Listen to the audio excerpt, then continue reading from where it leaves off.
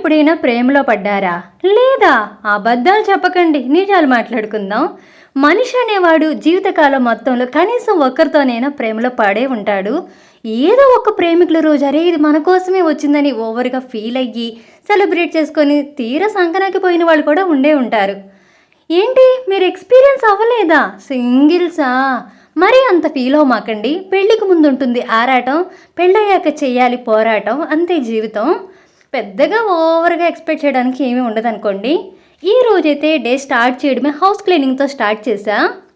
మహాశివరాత్రి వస్తుంది కదా! దానికోసం అనమాట. అలా క్లీన్ చేస్తున్నప్పుడు మా లవ్ మ్యాటర్‌లో కొన్ని కొన్ని మెమరీస్ అయితే బయట పడినాయి అనమాట. దానివల్లే కొంచెం బ్లష్ అయ్యి అందంగా కనిపిస్తున్నా నేను. హెయిర్ ఫాల్ అవుతుంది బ్రో అసలా.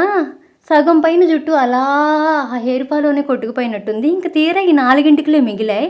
సర్లే ఊడిపోయిన జుట్టన్నా అమ్ముకొని క్యాష్ చేసుకుందామంటే, ఇంత జుట్టు తీసుకెళ్తే రూ. 150 ఇస్తా అన్నాడు. ఊడిపోయిన జుట్టు మరీ అంత చీపా? ఆ కాస్ట్‌కి మంచి షాంపూ కూడా రాదు కదా! ఏంట్రా బాబు ఇలా తయారయ్యాను ఈ రోజులు.